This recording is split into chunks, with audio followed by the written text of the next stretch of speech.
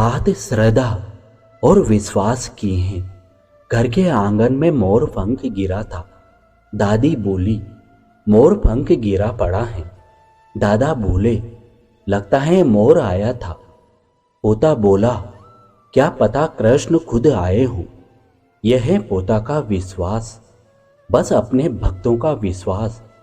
श्रद्धा भरोसा ही जगत के नाथ परम ईश्वर श्री कृष्ण जी को भी गोलोक से धरती पे आने को विवश कर देता है। एक बुजुर्ग से किसी ने पूछा, कुछ नसीहत कर दीजिए। उन्होंने अजीब सवाल किया, कभी बर्तन धोए हैं? उस शख्स ने हैरान होकर जवाब दिया, जी धोए हैं। उन्होंने पूछा, क्या सीखा?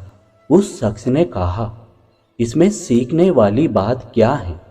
बुजुर्ग ने मुस्कुराकर जवाब दिया, बर्तन बाहर से कम अंदर से ज्यादा धोना पड़ता है। बाहर की शुचिता से अंदर की पवित्रता ज्यादा आवश्यक है। भगवान चैतन्य प्रभु कहते हैं, आप दुनिया के वेदों को कैसे भी पढ़िए, सीधे या घुमा फिराकर, जिस ढंग से आपको ठीक लगे आप वेद पढ़िए, परंतु इसका परम उद्देश्य श्री कृष्ण ही है। नाम जप साधना अपने चंचल मन को नियंत्रित करने, उस मन को सही दिशा देने, उससे अपेक्षित कार्य करने का सर्वोत्तम अभ्यास है। सब कुछ भगवान द्वारा बनाया गया है और वास्तविक अधिकार उनका ही है, लेकिन उन वस्तुओं का उपयोग करते समय मनुष्य को उस वस्तु से इतना लगाव हो जाता है कि उसे यह एहसास ही नहीं रहता कि वह उसकी नहीं, इसमें से जिसने प्राप्त की उसकी महत्वाकांक्षा बढ़ती है और जिसने खो दी उसका दुख बढ़ जाता है।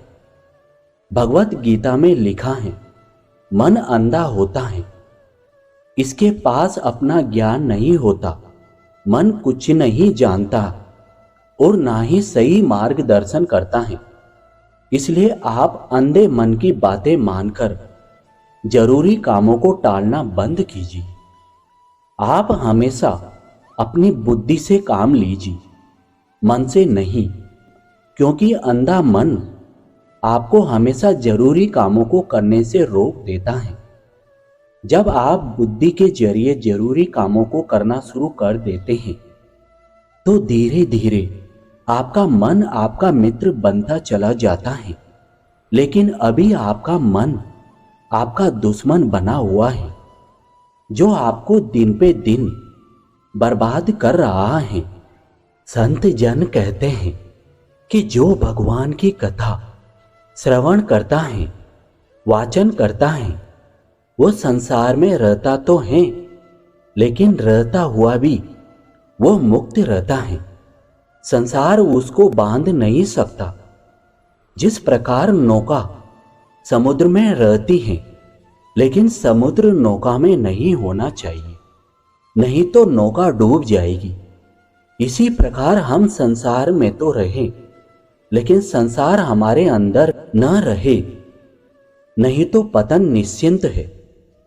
कमल कीचड़ में रहता है, लेकिन अनासक्त भाव से। इसी प्रकार हम सब इस संसार में रहते तो हैं, लेकिन हदे भगवान श्री कृष्ण के चरणों से समर्पित रहना चाहिए। एक पल भी भगवान का विस्मरण न हो, यही सच्ची संपत्ति है। ज्ञानी भक्त नहीं हो सकता, लेकिन भक्त ज्ञानी होता है।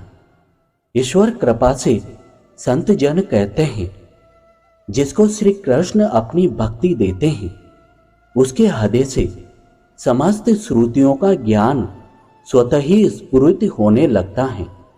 ज्ञानी प्रयास और इधर उधर से ज्ञान बटोरकर ज्ञानी बनता है, लेकिन भक्त ईश्वर कृपा से ज्ञानी हो जाता है, स्वतः ही, बिना किसी प्रयास के, बिना किसी खोजबीन के।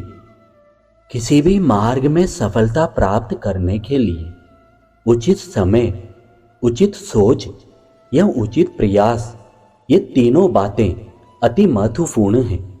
उचित सोच सफलता प्राप्त करने के लिए किसी भी व्यक्ति के पास उचित सोच का होना अति आवश्यक है, क्योंकि सोच ही तो वो बीज है जो बाद में एक विशाल वृक्ष का रूप लेने वाला है। उचित समय, उचित सोच के साथ साथ आपका समय भी उचित होना चाहिए, क्योंकि अनुचित समय पर किया गया बीजारोपण कभी भी अंकुरित नहीं हो पाता है। उचित प्रयास, उचित सोच हो, साथ ही उचित समय हो, और उससे महत्वपूर्ण ये कि उचित प्रयास भी जरूर होना चाहिए, क्योंकि बिना यथा योग्य प्रयास के न समझ काम आती है और न समय काम आता है। जहाँ उचित समझ, उचित समय और उचित प्रयास हैं, वहाँ सफलता भी आपकी दासी बन जाती है। मनुष्य का परम धर्म यही है, जिसका आचरण करने से भगवान में प्रेम हो जाए। प्रभु से प्रेम का नाम है, भक्ति सर्वोपरि है। धर्म का हेतु मोक्ष है, धर्म का हेतु काम नहीं है, काम का फल मोक्ष नहीं है। कोई भी कामना शेष रहेगी तो फिर जन्म लेना पड़ेगा। पिछले जन्म की कामनाओं का परिणाम ही ये शरीर है। काम अर्थात कामना उतनी ही होनी चाहिए जितने से प्रयोजन की सिद्धि हो जाए, उतने में ही निर्वाह करे। वासना वासित अंतकरण वाला व्यक्ति धर्मचरण तो करता है, लेकिन उसे मोक्ष की प्राप्ति नहीं होती है। हरे कृष्ण का महामंत्र का जप वो भगवान की कथाओं को श्रवण किए बिना चिंतन की शुद्धि संभव नहीं है। जो कर्म हम दूसरों के भले के लिए करते हैं वो हमारे कर्तव्य होते हैं, और जो कर्म हम अपने सुख के लिए करते हैं वो भोग होते हैं।